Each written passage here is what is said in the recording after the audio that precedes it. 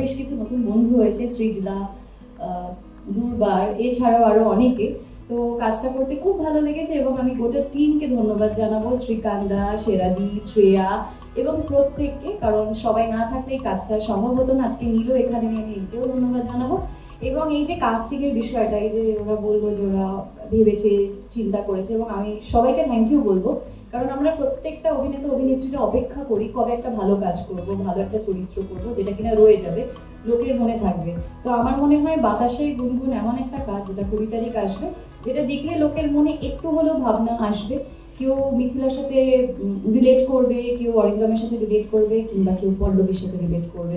তাই অবশ্যই 20 তারিখ চোখ রাখবেন হইচইয়ের পর্দায়। আর আমরা গুনগুন করতে আসছি। বাতাসে গুনগুনের অলরেডি ট্রেলার টিজার বেরিয়ে গেছে, কি বলতে চাইবে? এখন ট্রেলার টিজার বেরোনোর পর তো অডিয়েন্স বলবে আমার মনে হয়, বাট যা অডিয়েন্সের মুখ থেকে যতটা দেখছি বা শুনছি, যা কমেন্টস আসছে, I think the reviews are excellent and I am so grateful to everybody যারা এত ভালোবাসা দিচ্ছে ট্রেলার টিজার দেখে। অ্যান্ড হোপফুল দ্যাট সবাই যারা বলছে যে টিজার ট্রেলার ভালো লেগেছে তারা সবাই সিরিজটা দেখবে। অ্যান্ড সত্যি একটু অন্যরকম একটা আমরা সাবজেক্ট নিয়ে কাজ করেছি এবারে। ইটস বেসিকলি অ্যাবাউট অবসেশন, যেটা নিয়ে আমরা খুব একটা কথা বলি না। It's also psychological health, mental health, যেটা নিয়ে আমরা খুব একটা কথা বলি না। তো ওইভাবে এটা পুরোপুরি ওই শুধু পরকীয়া বা একটা লাভ ট্রায়াঙ্গেলের গল্প নয়।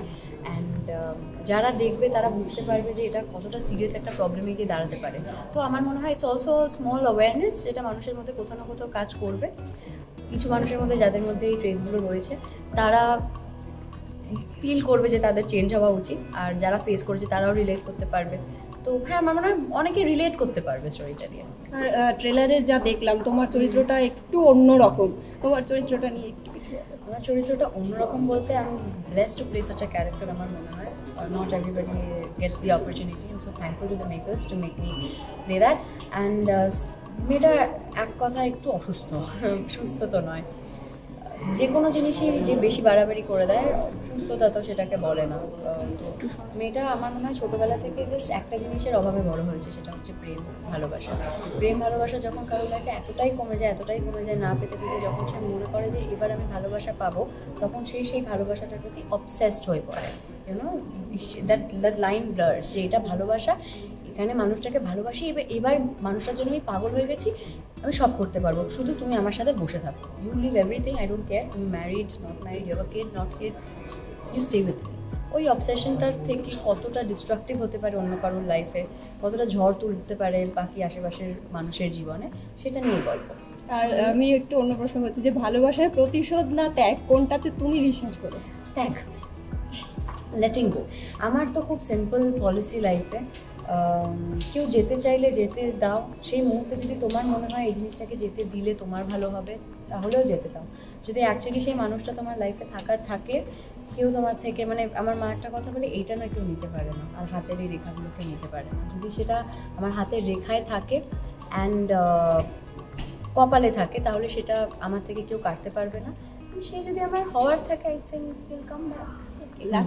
তুমি ধারাবাহিকে কবে ফিরছো? এটা নিয়ে তোমার ফ্যান্সরা প্রচুর কোশ্চেন্স করছেন, তো সেটা যদি একটুখানি ক্লিয়ার করে দাও। I am very grateful to all my fans. সত্যি কথা বলতে, মমতাবুল থেকে আমি আনবিলিভেবল অ্যামাউন্ট অফ ভালোবাসা পেয়েছি, and I am grateful to them. আমার মনে হয় I have a very loyal fan base and I M beautiful number of people. কিন্তু সত্যি কথা বলতে টেলিভিশনে এই মুহূর্তে ফট করে ফেরাটা একটু ডিফিকাল্ট, প্রাইমারিলি সময়ের জন্যই। আমার বাচ্চা কাচ্চা আছে বাড়িতে, I run rescues, I got a lot of rescued kids যাদের খেয়াল রাখতে হয়, got other business to take care of, my parents are getting old to take care of. টেলিভিশনের টাইমটা হয়তো আমার দেওয়ার জন্য এখন নট দ্য রাইট টাইম, কিন্তু আমি চেষ্টা করছি সবসময় অন্য কম কাজ করি, বাট অন্য রূপে অন্য রকম করে তাদের মাঝে আসার, তাদের মাঝে থাকার, সোশ্যাল মিডিয়ার থ্রুতে। অ্যান্ড লাস্টে কি বলতে চাইবো?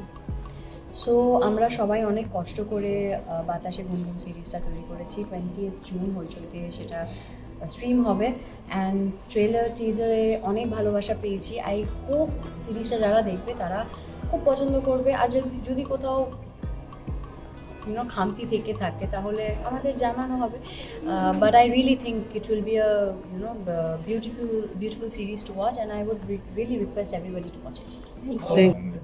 বাতাসে বিভিন্ন শোনা যাচ্ছে 20 তারিখ সেটা আসবে, তো আমরা সেটার অপেক্ষাতেই রয়েছি।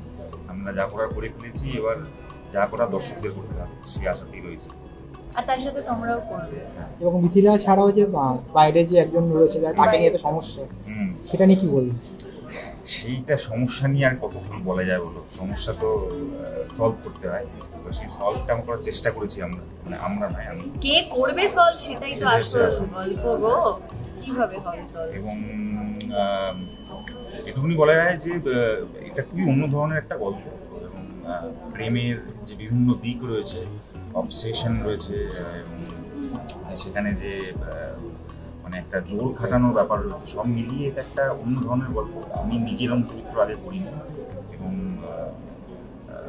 লাভলি কো অ্যাক্টার্স, তার সাথে কাজ করেও মজা লেগেছে, এবং আমার বিশ্বাস যে সিরিজটা খুব ভালো হয়েছে, অন্যরকম হয়েছে, এবং মানুষের সেটা ভালো লাগে। এবং যে ছবিটা বা যে গানটা বাংলা ছবি কিছুটা ধারা বদলে দিয়েছিল, সেই গানটা এখানে ইউজ হয়েছে, জিদ্দার কম্পোজিট করা, এবং সেটা বারবার ট্রেলারে বাজছে এবং এখানেও বাজছে, সেইটা নিয়ে যদি একটু বলো। হ্যাঁ, এই গানটা তো আমাদের মানে প্রায় ছোটোবেলার সাথে যুক্ত, এবং আমরা এই গানটার সাথে একটা নস্টালজিয়া রয়েছে। সেই গানটা শুনলেই একটা মানে সেই সময় পৌঁছে যাওয়ার একটা ব্যাপার ঘটে, এবং আমার সাথেও সেটা হয়েছে। আমি প্রথম টিজারে গানটা শুনি, মানে আগে জানতাম যে গানটা ইউজ হবে, কিন্তু টিজারে যখন প্রথম গানটা শুনি এবং টিজারটা গান দেখার পরে এবং গানটা শোনার পরে মানে লুপে আমি গানটা অজান্তেই গাইতে পারছি। তো সেইটা একটা মনে হয় সেই গানটার সাকসেস, সেটাই যে এত বছর পরেও গানটা মানে রিলেভেন্ট রয়ে গেছে, এবং আমাদের সিরিজে সেই গানটা ইউজ হয়েছে। তো আমি যদি খুব ভুল না করি, গানটা 18 বছর হয়ে গেছে। তো 18 বছর হয়ে গেছে, মানে গানটাও সাবালক হয়ে গেছে, আমাদের সাবালক গল্পে সেই সাবালক গান ইউজ করা হয়েছে। তো ভালো লাগছে বেশ। এবং অরিজিৎদার ডিরেকশন এবং অদিতি ক্রিয়েটিভ ডিরেকশনে রয়েছেন, তাদের সম্বন্ধে যদি কিছু বলতে। আমি দুজনের সাথেই আগে কাজ করেছি। অদ্ভুতভাবে অদিতির সাথে আমার প্রথম কাজ জীবনে, যেটা মানে প্রথম রিলিজ কাজ অন্য বসন্ত, সেখানে অদিতি ডিরেক্টর ছিল, এবং তারপরে কাজ করা হয়নি। এই 10 বছর পরে, মানে 2015-এ বেরিয়েছিল সেই কাজটা, এই 2025-এ এসে আবার একসাথে কাজ হয়েছে, এবং সেখানে অদিতি ক্রিয়েটিভ ডিরেক্টর হিসেবে রয়েছে। তো একটা মানে হোম কামিংয়ের মতো একটা ব্যাপার হলো যে এত বছর পরে আবার একসাথে কাজ হয়েছে। টোটনের সাথেও আগে কাজ হয়েছিল, এবং এখানে প্রথম তার ডিরেকশনে প্রথম কাজ করলাম। তো সব মিলিয়ে খুবই ভালো, টিমটা চেনা, এবং যেহেতু টিমটা চেনা, কাজ করা অনেক সোজা হয়ে যায়, তারা কমফোর্ট জোন তৈরি হয়। খুবই ভালো, মানে টিমটা খুবই চেনা, যে লিখেছে আমাদের যে দুর্বার এবং সুবাঞ্জন, তারাও আমার পুরনো বন্ধু স্থানীয়। সব মিলিয়ে খুব ভালো একটা টিম, কাজ করার খুব সেই জন্য সুবিধা। আমি একই কথাই বলবো যে খুব সুন্দর একটা টিম। টোটনদার সাথে আমার বহু বছর ধরে আলাপ, মানে অরিজিৎ টোটনদা। অদিতির সাথেও ছোটবেলায় একটা কাজ করেছিলাম, কিন্তু বড়বেলায় এসে দুজনের সাথেই কাজ করলাম। তার সাথে বন্ধু বান্ধবরা যখন থাকে, ডেফিনেটলি কাজের জায়গাটা আলাদা হয়ে যায়, কাজের মজাটা আরও বেড়ে যায়। তো আমাদের ক্ষেত্রেও ঠিক তাই হয়েছে। এর মধ্যে কি কোনো ত্রিকোণ প্রেমের আভাস পাওয়া যায়? দেখো, আভাস তো ডেফিনেটলি একটা আছে, যেটা ট্রেলার টিজার দেখে বোঝা যাচ্ছে, কিন্তু ফ্রিকোণ প্রেমটা ঠিক কিরকম, কোন দিক থেকে ফ্রিকোণ হচ্ছে সেটাই বোঝা, মানে এরকম হচ্ছে নাকি এখান থেকে উঠছে নাকি ওখান থেকে যাচ্ছে, ওটাই জানার আর কি। সবাই অনেকটাই বলে দিয়েছে, আমি একটু শর্ট অ্যান্ড ক্রিস্প রাখবো। প্রথমত primarily I would like to thank the entire team, বা যারা যারা ভেবেছে I will do justice to this character. Not a regular character, যেটা আমি সবসময় প্লে করার হয়তো সুযোগ পাবো, পেয়েছি ফাইটলি, বাট পেতামও না হয়তো অদিতি টোটন পুরো টিম যদি আমার ভালো না ভাবতো। আর আমি চেষ্টা করেছি যতটুকু হয়েছে পাগলামিটা করার। আমার মনে হয় এই পুরো চরিত্রটা ফুটিয়ে তোলার জন্য যতটা সাপোর্ট দরকার ছিল, অদিতি তো খুব মিষ্টি, মানে হয় না এরকম কথা বলা হয় না, আমার